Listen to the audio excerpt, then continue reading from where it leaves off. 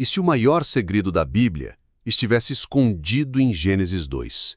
Um sussurro de Deus para Adão, algo tão poderoso que poderia mudar tudo o que você acredita sobre sua própria existência. O Éden, não era só um jardim. Era um teste. Uma escolha que Adão carregou em silêncio. Um mistério que ele nunca revelou, nem para Eva. Hoje você vai descobrir o que Deus realmente quis dizer no segundo capítulo da criação. Uma verdade que pode explicar o vazio que você sente. Mas cuidado, o que está escondido nestas palavras pode transformar sua vida para sempre. Fique até o final, porque esse segredo não foi feito para todos. Era o começo de tudo. O mundo ainda tinha o cheiro de terra recém-moldada, como se cada flor, cada árvore, ainda guardasse a impressão das mãos de Deus. Gênesis 2 nos leva ao Jardim do Éden, um lugar onde o céu parecia beijar a terra. Imagine. O ar é quente, carregado com um perfume doce de frutas que nunca apodrecem. 4 rios cortam a paisagem, refletindo a luz de um sol que nunca queima. E no centro de tudo, uma árvore diferente, a árvore da vida, pulsando com uma energia que Adão podia sentir, mesmo sem entender. Quando Deus formou Adão do pó, ele não apenas deu vida, ele soprou algo mais, um propósito, um segredo. A Bíblia diz em Gênesis 2:7, "E o Senhor Deus formou o homem do pó da terra e soprou em suas narinas o fôlego de vida." Mas o que estava naquele sopro? Não era só ar.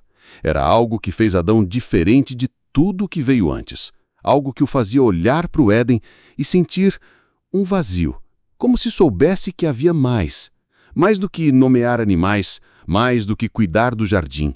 Adão era o primeiro homem, mas também o primeiro a carregar um peso. Gênesis 2:15 diz que Deus o colocou no jardim para o cultivar e guardar. Guardar de quê? Não havia inimigos, não havia pecado. Então por que Deus deu a ele essa missão? Alguns estudiosos dizem que havia algo no Éden que nem Adão entendia. Um mistério escondido na sombra da árvore do conhecimento do bem e do mal. Ela não era só uma árvore, era um lembrete. Uma pergunta que queimava na mente de Adão todas as noites quando ele olhava para as estrelas. Por que estou aqui? O que Deus espera de mim? Imagine Adão parado diante daquela árvore. Ele não precisava de seus frutos. O Éden tinha tudo. Mas algo naquela árvore o chamava. Não era fome, não era curiosidade. Era como se ela soubesse algo que ele não sabia. Como se sussurrasse: "Você é mais do que pensa, mas está pronto para descobrir?" E então, Deus mudou tudo. Ele criou Eva. Gênesis 2:18 diz: "Não é bom que o homem esteja só." Mas por que Deus, que é perfeito, decidiu que Adão precisava de alguém? Eva não foi criada só para companhia.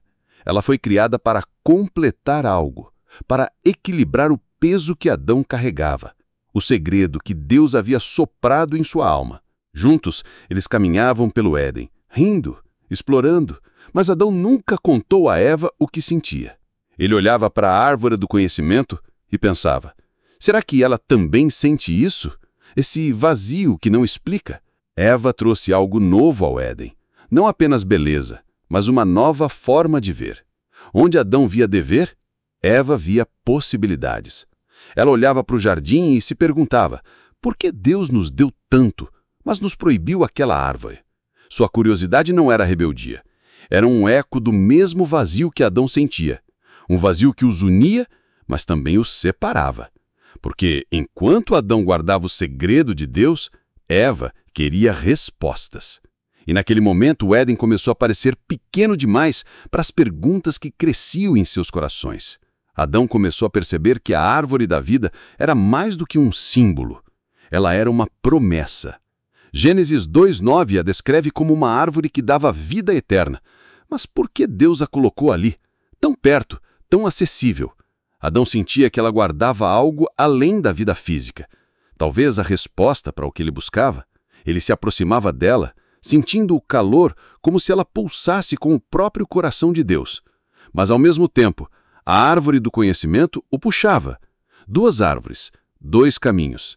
Uma oferecia eternidade, a outra, conhecimento.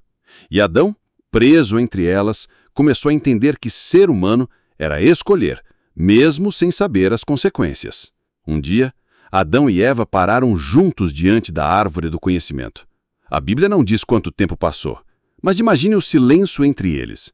Eva tocou uma folha e Adão sentiu um arrepio. Ele queria contar a ela o que Deus havia sussurrado, mas as palavras não vinham. Em vez disso, ele perguntou: "Você já sentiu que algo está faltando?" Eva olhou para ele surpresa e assentiu.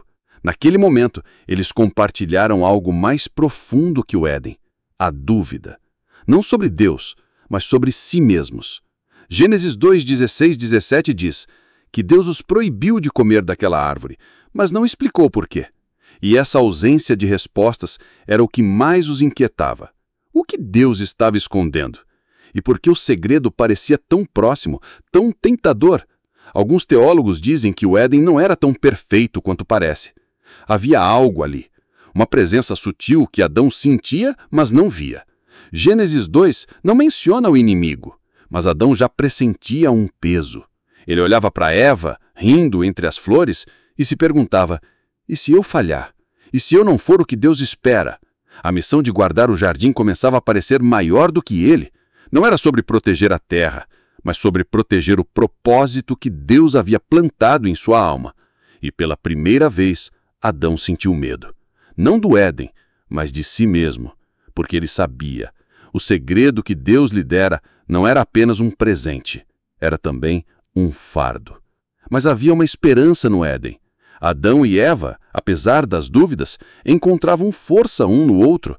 Gênesis 2:24 fala da união deles. Serão uma só carne. Isso não era apenas amor, era um sinal de que Deus não os deixou sozinhos com o segredo. Eva era a resposta para o vazio de Adão e ele para o dela. Juntos, eles podiam enfrentar as perguntas que o Éden trazia. Podiam escolher confiar em Deus mesmo sem ter todas as respostas. E naquele momento, o Éden parecia brilhar mais forte, como se Deus estivesse sussurrando novamente: "Eu os criei para isso, para escolher, para amar, para viver." E no fundo, Adão sabia que o segredo não estava na árvore, mas no que ele faria com ele. E então, o mistério começou a se revelar. Não na queda, como muitos pensam, mas antes. Gênesis 2 não é sobre o pecado, é sobre o que significa ser humano, sobre a liberdade que Deus nos deu. Um antigo rabino chamado Eliezer escreveu algo que poucos conhecem. O sopro de Deus em Adão foi liberdade. A liberdade de amar, de obedecer ou de questionar. E é isso que torna Gênesis 2 tão poderoso. Adão não era apenas um homem, ele era todos nós.